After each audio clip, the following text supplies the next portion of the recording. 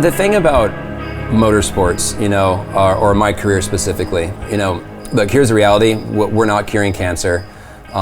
Anybody that throws a leg over a motorcycle for a living is blessed. And I feel that it's almost more important what you do off the motorcycle than what you do on it. I think I'm a great case in point. Through a majority of my freestyle motocross career, I was injured. I've dealt with some major injuries through my motocross career, freestyle career. And I felt that part of my job is to represent my sponsors strongly, represent myself, and just be a good, kind person. And I enjoy the autograph signings. I enjoy the time spending with the people that support me through purchasing my sponsors' products. And I think that it's a crucial key piece to being a professional. Everyone out here knows the impact this will have on the sport of freestyle motocross if Carey Hart pulls off a backflip.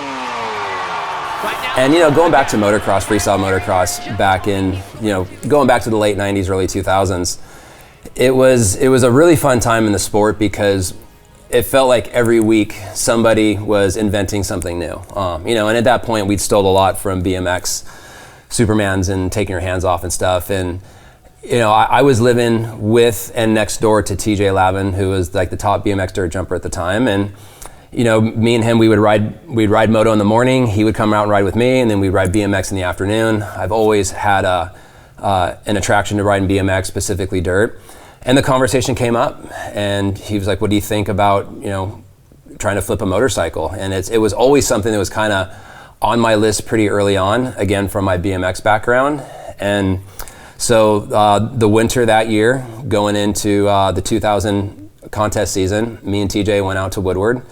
And I put in time for about a week out there in the foam pit and on the resi mats, and just kind of understanding being able to spot your landing and being upside down, getting comfortable upside down. And I just kind of applied those mechanisms to my motocross bike, and the rest was kind of history. But it was fun at that time, in such a kind of a pivotal moment in the sport of freestyle motocross, and being part of that. But then also watching what everybody else did. There was kind of like that race to the flip for a while, for a couple of years, and then to see what the newer generation was doing with it. And for me, it's just fun just having an involvement in that part of history.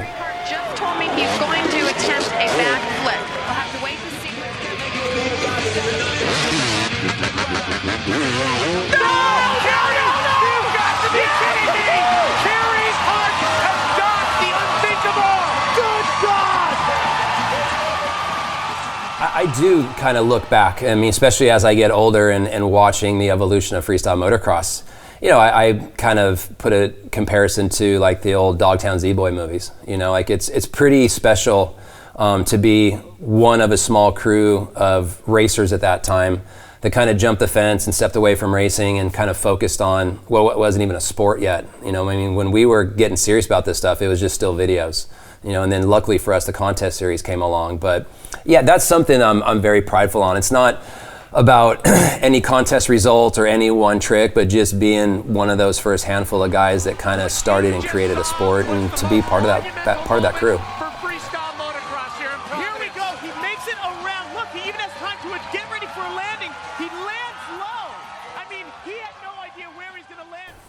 The thing I love about motocross is just so grassroots. My memories, and this goes back to the 80s, 90s, it's a family sport. You know, it was me and my old man in the old beat up pickup truck with a couple of clapped out bikes in the back, you know, chasing races all over the West Coast. And, you know, through my career and doing the outdoors and the Supercross series and then, you know, evolving into freestyle, my roots always will be, I would say, amateur motocross, because that's what I cut my teeth on. And even through my entire freestyle career, I would always make a point to go back and do the Mammoth motocross race, or, you know, hit up a couple of local races, because there's nothing that replaces a gate drop, you know. And, you know, and even as we went on and, you know, me and Ricky had RCH, you know, some of my highlights were going to Redbud and doing AM day. And my whole staff would come in a couple of days early, and I'd get them motorhomes, and I would be pitting out of a factory semi, you know, doing the 40 plus pro class. I mean, those are just moments that are so much fun to me. And, you know, unfortunately through this whole landscape, I was really excited about racing Mammoth this year and doing a bunch of the other AM days around the Nationals, but, you know, things are on hold, and I'm not slowing down anytime soon, and so I'll be out doing gate drops next year.